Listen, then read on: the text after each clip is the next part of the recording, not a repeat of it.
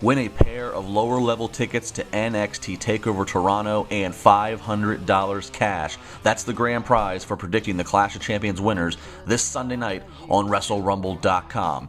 The hottest ticket in professional wrestling is NXT Takeover, and WrestleRumble.com is sending you there. Chairshot Reality, Josh Isenberg here at Josh Isenberg 4, but now is the debut segment NXT in 90, in case you missed it. NXT started off with Samoa Joe confronting William Regal, saying Shinsuke Nakamura is out 6 to 12 weeks and he should become the NXT champion. Regal says, no, no, no. And Samoa Joe says the rest of the roster is going to look like Nakamura. Wait a second.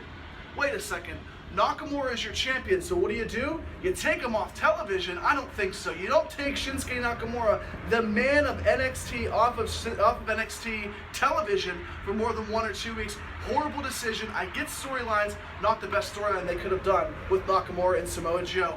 Billie Kay. Is Billie Kay the next Charlotte? Sign this guy up. A great match from Billie Kay that shows her athleticism. It was short, yes, but Billie Kay has a future and potential to be excellent in NXT. Austin Aries picks up a fantastic win, but it's all about Austin Aries and Hideo Itami. I want to see physicality. I want to see those two guys go at it. Why? Hideo Itami needs to reintroduce himself to the WWE and the NXT universe because he was injured for such a long time. The main event of NXT this past week, Cedric Alexander versus Andre Cien Almas. Andre Cien Almas could be booked like Alberto Del Rio, but that might not necessarily be a bad thing. A super athletic guy, but Cedric Alexander is the face of NXT's Cruiserweight division moving in to WWE Raw. Him, TJ Perkins, the Brian Kendrick, the three you can count on. NXT, a B in my mind. NXT in 90, each and every week on WrestleZone.com. Justin, Juice, back to you guys. Thank you, Josh. We appreciate getting the NXT talk here on CSR. LeBar, Juicy Steen on Twitter. I don't know, Juice Springsteen, Juicy Steen. Where do we go? I mean, I couldn't make the whole tag, the handle, Juice Springsteen, so I had to go with Juicy Steen. I like Juicy Steen. I like it too. I think some people think you're trying to take off Kevin Steen, maybe. Definitely. Yeah, absolutely. I don't blame him. I could see that in you. All right, let's, again, WrestleRumble.com, sponsoring our pay-per-view predictions. As always, go on WrestleRumble.com, win up to $500 for correctly predicting who's going to win, who's going to lose. There's also other questions, I believe, such as, like, is Triple H going to make an appearance? We'll get to that later. So a lot of fun stuff. It makes watching it that much more exciting. If you think WWE is so damn predictable, put your money where your mouth is. Juice, Josh. Yeah, right. First time that happened. Juice, let's start with Tag Team Championship here. New Day defending up against Gallows and Anderson. I don't know. Every time they bring up the long title reign for the New Day, I don't see how they don't either break it or it's something's got to give at this juncture. It's Demolition. It's like what, 500 and something ridiculous, something really long. So they where would 500 days put them at? 500, like that's at least what, Mania season? Probably. I'm not really doing the math right now, so I couldn't really tell you. But again, I don't see anything for Gallows and Anderson.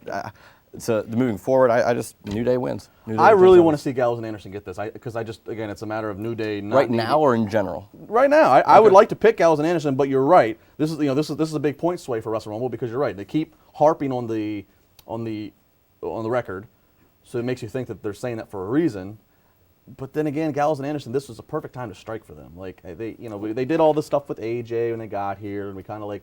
You think this is their time to finally just? They need to be Gallows and Anderson tag champions. Being a tag champion. Yeah, there's no more.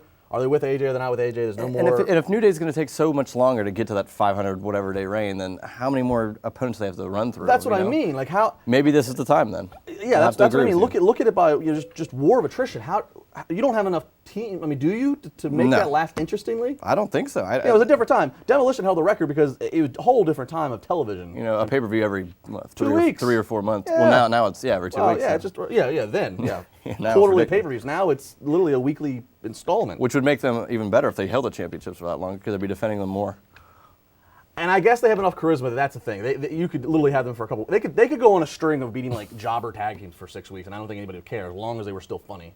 Yeah, but I mean, I don't know. I think Gallows and Anderson. I think it's their time then. I agree with you. I changed my mind. I don't know how that happened. I have that effect. I don't know how that I have that effect. All right, let's move into the triple threat for the WWE Women's Championship. You have Charlotte defending up against Sasha Banks and Bayley. A match that, quite frankly, the fact that you're getting a Clash of Champions, I think, really, that's the story here. First off, is already. I know. To me, I don't think Bayley's going to get it yet. I think just Charlotte takes it, but I would not be surprised if Sasha takes it at like she had it before and just randomly lost it at SummerSlam. I think whoever wins though goes against Nia Jax, so maybe it is Sasha then. If Nia Jax is the heel. I think Sasha would be the way to go. That's my pick. I think it's too soon for. I think Bayley. I don't want to say too soon, like she's not ready, but I think you can get a lot more money out of the Bayley win later on. You can do it at WrestleMania maybe. Yeah.